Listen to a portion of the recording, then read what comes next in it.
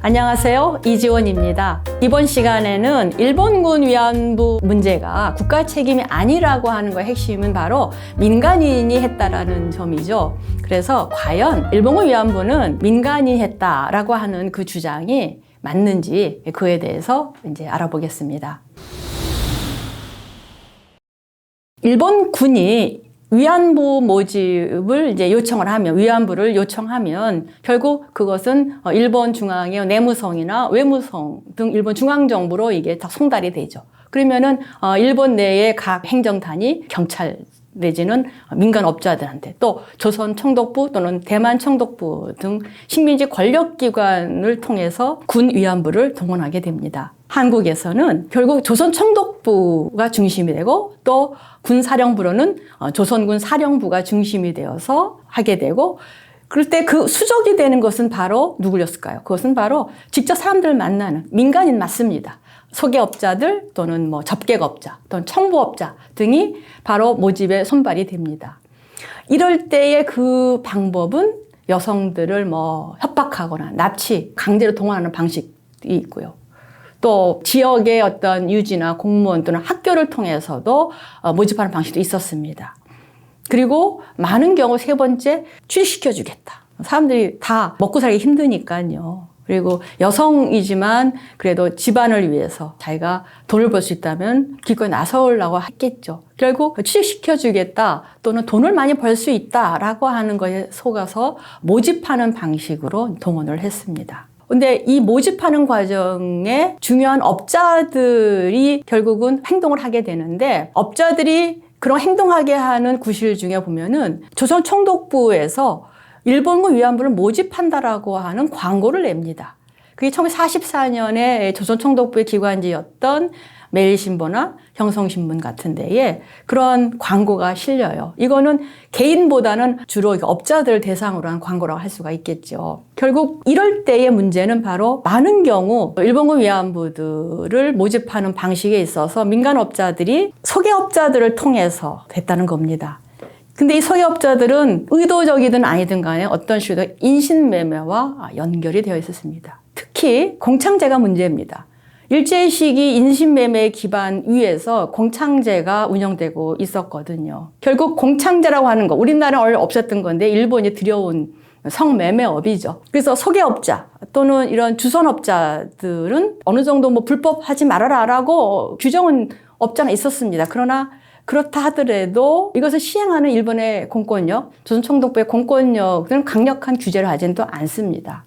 그들이 일본군 위안부를 모집한다라고 하는 방침이 떨어지면 그들이 다니면서 이제 협박도 하고 납치도 하고 이러면서 쪽수를 채우는 거를 하게 됐던 거죠. 결국 인신매매범에 의해서 협박 또 유괴 또는 그들과 공모된 상태에서 이제 많은 납치들이 이루어지면서 많은 여성들이 위안부로 이제 가게 됐다고 할 수가 있겠습니다. 지금 남아있는 많은 자료들에 보면요. 피해자들 증언도 그렇고요. 또 일본군하고 싸우면서 그들을 포로로 잡았던 연합국 미군의 자료도 보면은 피해자들의 많은 증언들이 있습니다. 위안부가 된 경위를 언급한 걸 잘 보면 주로 인신매매 또는 유괴 아니면은 각종 취업을 미끼로 하는 것이 많았다라고 얘기합니다. 근데 대부분 어쨌든 취업 미끼입니다. 취업 사기라고 할 수가 있겠죠. 그러니까 이런 점 때문에 위안부는 민간이 했다라고 하는 말을 표면적으로 할 수 있는 거죠. 근데 그런 사례를 또 보여주는 것 중 하나가 이제 1945년에 이제 미군이 중국 쿤밍에서 생포한 포로 가운데에서 보니까 그 중에 한국인이 여성이 23명이 있었어요. 근데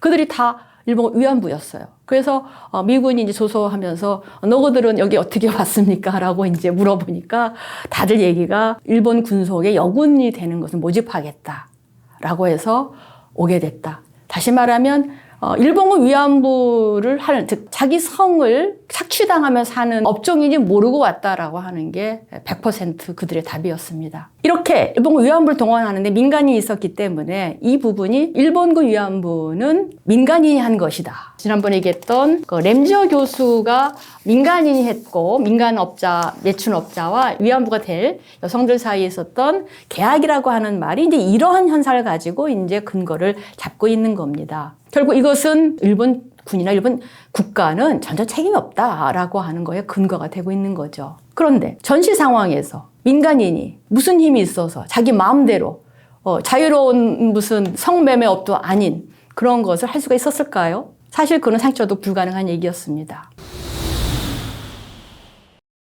민간인들이 일본군 위안부를 모집하고 위안소를 운영했을 때에는 거기에는 일본군과 일본 관리들이 개입하지 않고는 민간인이 독자적으로 여성들을 모집하고 전쟁터로 데리고 가고 거기에서 그들을 위안부를 만들지 못했을 것입니다. 이 부분은 위안부 자료를 처음 공개했었던 일본 방위청 산하의 방위연구 도서관에서 일본군 위안부 자료를 처음 발굴하고 보도하고 했었던 요시미 요시아키 교수의 그 자료집에도 나와 있고 또 이 사실은 1992년 1월 11일 일본 아사히 신문에도 대서특별대면 세상에 공개되었었습니다. 즉 현재까지 발견된 많은 당시 자료들을 보면 민간업자들은 군의 요구에 따라서 외무성과 군의 협력하에서 일본군 위안부를 모집하고 이송했다라고 나와 있습니다. 예컨대 1937년에 중일전쟁 직후 상하이 주둔 일본 영사관이 작성한 문건을 보면 상하이와 난징에서 일본군들이 성병이 급격히 증가했다. 강간도하고 이래서 병사들이 중국군하고 싸워보기 전에 다 성병으로 죽을 것 같다. 그러니 빨리 위안부를 보내라. 이런 거를 회의를 합니다. 근데 이 회의를 할 때 보면은 일본 외무성 관계자도 오고요. 또 일본군 지휘부 장교도 오고요. 또한 일본의 유곽업자, 즉 매춘업자들, 그리고 일본 군들이 고용했었던 어용 상인들이 이 회의에 함께 회의를 합니다. 그런 자료가 지금 남아 있어요. 그러면서 당시 일본 헌병들은 뭐라고 얘기하냐면은 당시의 주둔 병력을 놓고 보면은 적어도 3,000명의 위안부가 필요하다라고 합니다. 그랬더니 거기 회의 참석 민간업자들이 뭐라고 나오냐면 걱정 말아라. 우리는 그거 다 데리고 올 수 있다라고 얘기를 했던 겁니다. 자, 근데 민간업자들이 좀 어려워했던 거는 모집은 하는데 이송해서 오는 겁니다. 전시 상황이고 이런 상황에서 이송해서 먼 길을 오는 것은 어려웠던 거죠. 이럴 때 나섰던 것이 바로 민간업자들에게 위안부들을 이송할 수 있도록 하는 혜택을 주고 그거에 대한 일정한 상황들을 만들어준 것은 바로 일본 정부와 군이었습니다. 사실 앞 시간에도 말씀드렸습니다마는 당시 이렇게 성매매를 위해서 강제로 몰래 이렇게 여성들을 해외로 이송하는 거는 당시에 국제법에서 저촉되는 거였고 일본 국내법에서 대단히 저촉되는 거였거든요. 그럼에도 불구하고 이것을 하는 과정에서 결국 보세요. 일본인이 됐건 아니면 조선이 됐건 그들을 옮겨올 때에는 바다를 건너오거나 아니면 육지를 해서 긴 기차를 타고 와야 됩니다.